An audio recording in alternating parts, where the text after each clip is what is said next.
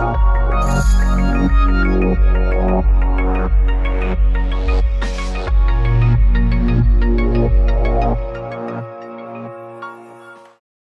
Assalamu alaikum, namaste, sat sri akal. My name is Farheen Khan and you're watching the AZEEZA show. This week we're actually going to speak about something a bit lighter. It's about how to find a match. And with me is our guest, Sister Bano Murtaza. Welcome, Sister Bano. How are you? Good, alhamdulillah. Thanks so much for being on the show. You're more than welcome. Thank you so much for having me. Our pleasure. So, Sister Bano, can you maybe start with just telling the audience who you are and we can go from there? Well, I'm a Brit who's in involuntary exile to Canada. I've been here 8 years and I founded and began running Matchbox about 3 years ago with my co-founder Faiza Khan, who couldn't be with us today. But I've been so I completed my doctorate in 2006. And my doctorate was on sort of Muslim communities living in the West. Right. And I've been a community activist working on the needs and social issues that Muslim communities are facing in sort of Western speaking or English speaking countries since then. So pretty much any and all issues you'll find me having done some level of activism in it. Right. Ultimately I've been a matchmaker for about a decade and a half now because it's something that the need is so pronounced. Right, right. Well, that's interesting. So I know that a couple of years ago, I think I saw you at one of the conferences where you had Matchbox, you know, like the setup, and it was quite extravagant, if I can say that, which is really great. So can you tell us what are there challenges? I mean, I think the big question is, I think we know that there are challenges, but like how prevalent are the challenges and how difficult is it for somebody to find a match at this point in time?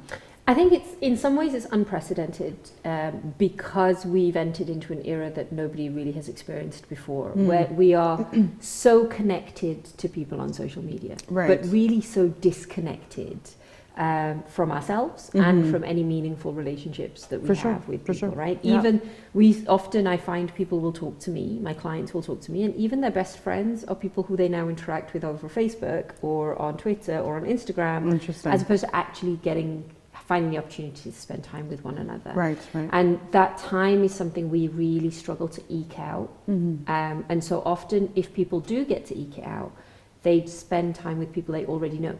Right. Their social circles, because these are relationships they want to honor, and that's very necessary. Yeah. But it then means that you're not branching out to go and find people who you may not know, who are then people you might be eligible to marry, and vice versa. Right. And then sort of that coupled with the fact that our older generation's networks have broken down, or at least are no longer as expansive as they used to be, and aren't necessarily or people don't necessarily have as much trust in them, quote unquote, as they used to have. Right. Yeah. And so it used to be, people would be able to say, I've known so-and-so for this many years, and their child is a good person. Right, just go ahead and do it. So have a conversation, and you know, our values are similar, there you go. Right. But now you've got things like migration trajectories getting in the way of that. You've got people's education and careers completely changing that. You've got different dynamics in regards to race, ethnicity, people's own life circumstances. Right. So all of that, it makes it so much more complex now. For sure. And I mean, can you give us some examples maybe of like you know, people that are potentially looking that just haven't been able to find a match? Like what is it that you've started to see? You know, there's nothing typical. And often you'll get people who call and kind of go, I don't understand why I'm so hard. Like, why is it so hard for me? Right. And you have everybody from your 30-year-old, I'm doing really well in business, and I'm looking for a wife, but I can't find what I'm looking for, to your, mid-40s divorcee with 2 kids, who now is looking to remarry and can't. And it's honestly, there's no typical person that these people have it difficult, but these people find it really easy. For sure. But I mean, like, what is your sense of like online marriage websites? Because I feel like sometimes we hear about these like really great success stories, and then I know from my own personal experience and the little times that I've dabbled in these things that it's just been so it's been nauseating. That's the best way to describe it. Yeah. And I mean, to be honest, that's exactly why I set up Matchbox. Was because when I was looking, my brothers had put me on one of these websites, and it was nauseating, and I was livid that they'd put me on. But then when they did put me on, I was even more disheartened by what I was finding out there, and I was just like, I'm never getting married. That's it. I'm done. You know. Yeah. And so I think there's a real people. You know, people are obviously, they're savvy to the fact that different people have different public personas versus private personas as well. Right. On top of that, you don't really know somebody's intentions when they sign up to even Muslim websites. Oh, I know. Oh, 100%. You know, and Let's this be is clear a big about thing, that. you know, where people, somebody might be looking to marry and they might be on there very seriously, but they're the 99.9% of the people they're interacting with just want to have fun, as the song that's goes. right. You know, and so they won't even get to the 0.1% person that might be looking, because they've had to spend day upon day upon day, week upon week, month upon month, just trolling through these messages of awfulness. Right. And so we set up Matchbox because we decided that we needed to go offline in an online world. Right. And so we thought, okay, we need to take this back. We need to take this back to that human level where there's an individual interacting with, and we need to do it in a way that protects people's hearts as well. We felt people were, you know, there was a lot of heartbreak. Everybody would speak to would be like, I hate it. I hated the process of getting married. And it was just like, how awful is that? That something that's supposed to bring you so much love and so much joy is something you hated engaging in to get to that point. Right. And we thought, no, this should be fun. People should enjoy this. They should be chilled. They should be relaxed. They should look forward to speaking to a matchmaker, to a potential match. And that's why we set up a process where you don't have to engage with another party until you know they're serious about you, you're serious about them. Right. And everything goes through the matchmaker. So we cut through a lot of the rubbish as well. Yeah, no, and I mean, like, I guess that's great, because I know that, like, even some of the, you know, not to you know, say mean things about the elders, but, you know, like some of the traditional matchmakers, if you will, right? They, you know, a lot of them are, I feel, and maybe they don't, and maybe it's more than this, but I kind of feel like it's like, let's look at this picture and this picture. Right. Do they look well together? You know, does this look good? Does it look like a match? Let's just do this, right? Like, I feel like they don't even bother trying to get to know the people beforehand, and that's such a big problem. I mean, it's literally, I've had people sort of say, it was like he has a pulse, marry him. Like, that's it. That was the threshold level. Was there's a pulse. That's right. That's it. He has a pulse, he has a job. Yeah. That should be sufficient for you. Exactly. And the thing was, there was a point in time where sometimes that was sufficient. There may have been a point in time where it was sufficient for somebody to have a good job, good prospects, be from a quote unquote good family, i.e., you know, parents are still together, which was sometimes the definition, or, you know, and that was it. Yeah. That was enough. And it's no longer that. People want a little bit more.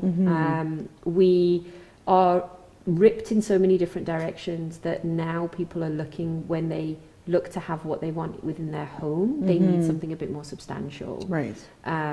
And, you know, I even have clients say, look, it's so easy to go and mess around. 100%. It's so easy. Nobody's going to know. And I want to make sure that my home life is the kind of home life where I never have that. For sure. You know, those temptations aren't even something which, you know. And you know what it is? It's like, it becomes so easy because you think that person, like, there's that level of trust, right? Yes. And then there's this like intention of, oh, you know what, eventually we'll get there. You know what it is? And so there's so many women that I've met who are just like, well, you know, I thought it was going somewhere, so. And then it wasn't. And it wasn't, right? And it becomes even more difficult, so. Right. Yeah. Yeah, and that's something that we do try and discourage, but even our service can't get past that. Like, ultimately, if there's somebody who, and this is a problem that we have, we do advise people that you've got, once you decide you find somebody who you like and is a good person, don't sit and think, well, what's wrong with him? What's wrong with her? I need to kind of unpack this, and I'm not sure I know them well enough yet, because really what you're looking for is the skeleton in the closet. Right.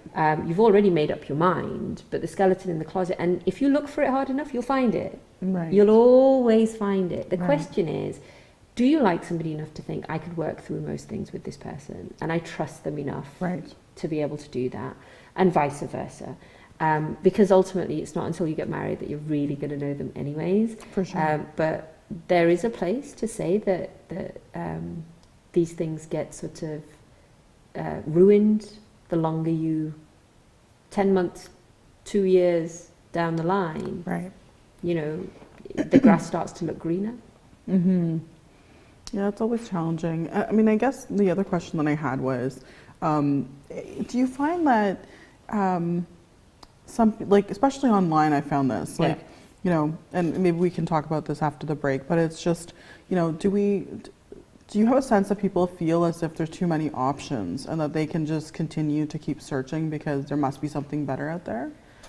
I don't get that much of that. I mean, to be fair, by the time people have gotten to me, they've realized that they're not that many options, right? That's true. So, I mean, by the time somebody gets to me and says, okay, it's time for me to pull a professional into this, and I mean, we are now moving into that environment where professionals in particular think, I go to professionals for everything else. Right. Why am I not this? engaging a professional for this? For sure. So by the time they get to me, they've actually decided that what they're looking for is few and far between. Okay. Well, why don't we take a quick break, okay, and then we'll be back. Okay, we'll be right back.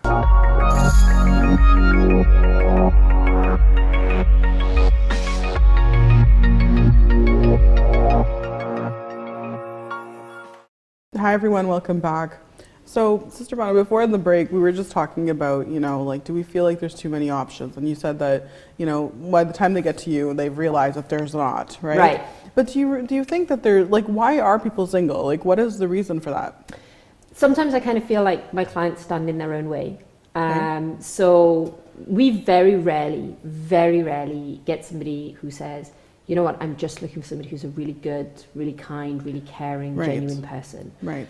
Very often you'll have, well, they can only be this ethnicity, and at a push, this or this ethnicity. Right. And they have to be between these age ranges. And I can't accept anybody who's below 5'9". Right. And, and sort of, I mean, even so far as they have to have a great fashion sense. They have to have a job, and their earning has to be X, Y, and Z. And I'm not saying that having those requirements is not important, but ultimately that isn't what will determine whether somebody gets up in the middle of the night and goes and gets you a glass of water because you really want one, right? Or whether somebody thinks he or she has had a really hard day at work, let me make dinner tonight, right? It's and I think sometimes you find that sort of the trappings of present day North American life, or the trappings of sort of life as we know it, get in the way. Right. And so what you find is I'll have a client, or many of my clients, male and female, and they're really incredible people. And I will find them a really incredible match. And I will be so excited, and I will get, and this person is such a great match in terms of your personality, and you guys would have so much fun, and and your religion matches, and your da-da-da-da-da matches, and they'll go, oh, but they live in the wrong part of Ontario. Or, right. Oh, but they're not the right ethnicity. The ethnicity is the biggest one, to be fair. Right, okay. And it as a matchmaker, I've got to say, it drives me crazy, because I have so much disappointment. It breaks my heart so badly. I get so invested in matches. It's very funny. My team think it's great because I'm checking my phone constantly. Did they message? Have they responded? Have they said yes? But so yeah, and I think that, to be fair, in today's day and age, that's the biggest issue. Right. It's people standing in their own way of getting married. Right. Well, I mean, I'm happy to hear that you're so passionate about it. It's good to know that, that that you actually care. No, I really do. I have been known to shed a tear or two, which is not good for my British cynical sort of side. But yes, I have been known to be and get very angry at times. At times as well, I hear that. So tell us, how did you find your match? To be honest, I'd given up on the idea of marriage. I was 33. I had decided that was it. Men were a waste of time. I'd had so many bad experiences, and I just thought, that's it, I'm not doing this anymore.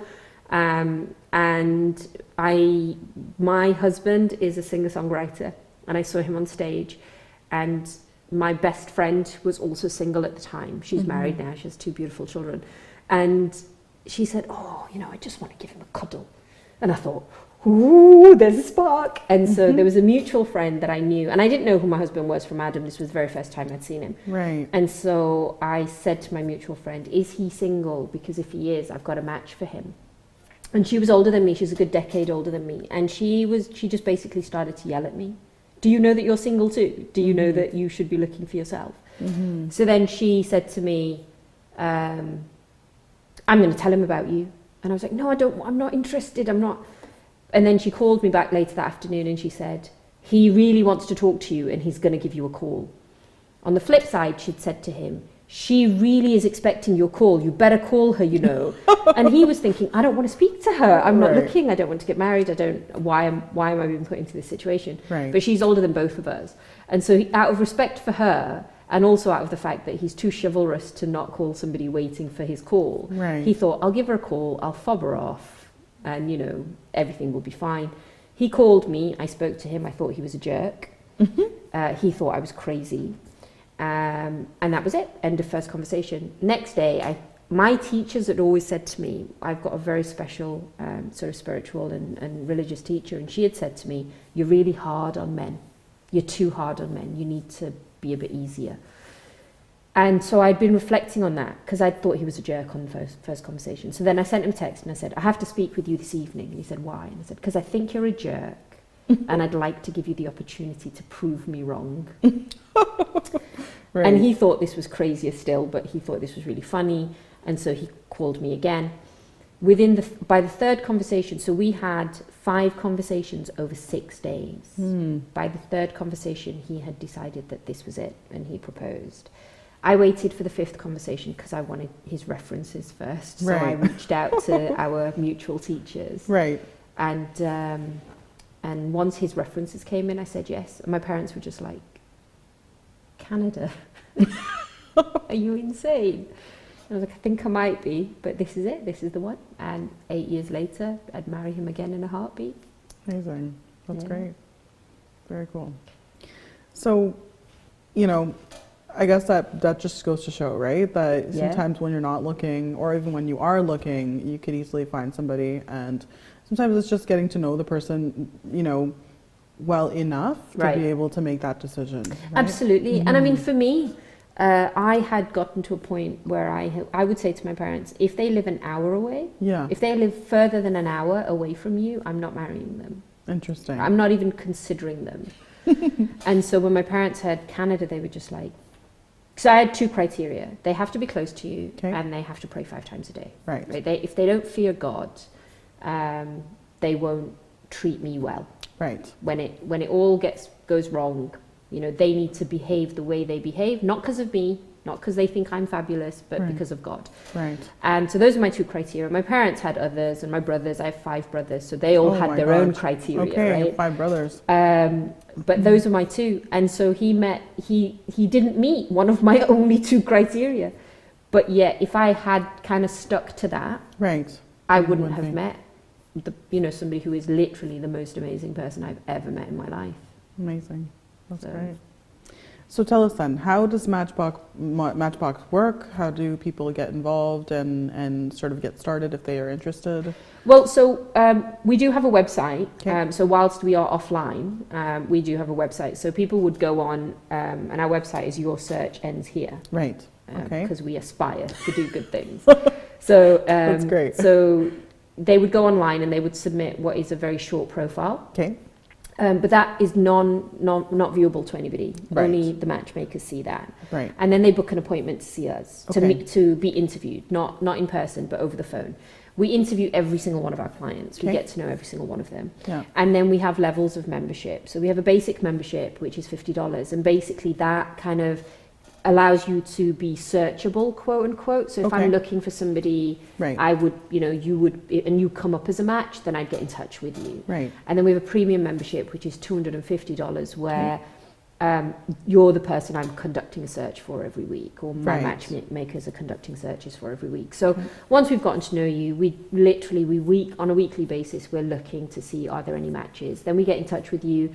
And if you think, I like the sound of this, we unpack the match. Okay. So any questions you have of him or he has of you, or I have of the match, because very often I can see things because I'm seeing it from and I've spoken to you about all of these things. I've gotten to know you. I might think, well, he said something which worries me a little, so I want to check that first. Sure. And so we will unpack it. We will ask all the head-based questions first. Right. And once you're happy with what he said, and he's happy with what you've said, and we've exchanged pictures, so you've had a chance to see each other. Right. Then, if you're both wanting to, we move toward the introduction. Okay. If you don't, we just restart the process all over again. Right. So at no point do you have to invest your time or emotional energy into it. Right. Until you've been introduced. And by that point, you already know that he's interested in you for marriage, and vice versa. And you've tackled your big issues, your big deal breakers, your big concerns. You've dealt with all of those. So by that point, now it's just that can't be bottled, je ne sais quoi, Yes. Do I really get on with this person? Yeah. I can't bottle that. Right. I can get to know you as much as possible, but for sure. Only you're going to decide that. And then we go to introduction, and we're just about to actually introduce what we call our retainer-based service, where we've decided that there are a pool of people who what they're looking for is not generally going to self-select to go onto a database. Right. Okay. What the kind of person they're looking for is somebody who won't necessarily do that. Right. So now we are introducing it's sort of like a headhunting service. Okay. Where once we've gotten to know you, based on what you're looking for, we go out now across our North American networks, and we go to organizations, affiliates, other matchmakers, whoever it might be, and we say, like, this is what we want. Do you have it? And if we do, then we onboard that person as a client, because your confidentiality is paramount. So we're not going to disclose anything about you until they are also a client. Once they've onboarded as a client, then we match you up. So that's hopefully going to launch sort of end of this week, first week of March. Okay, great. Well, you know what, I'm amazed we've run out of time. I wish we could continue this conversation. But so if you could just give us that website one more time, that'd be great. So it's yoursearchendshere.com. Okay. Okay, excellent. Well, thank you again for being on the show. Thanks so much for having me. No problem. Thank you everyone for being on the show and watching today. This was quite an interesting discussion, and I look forward to seeing you next week. Take care.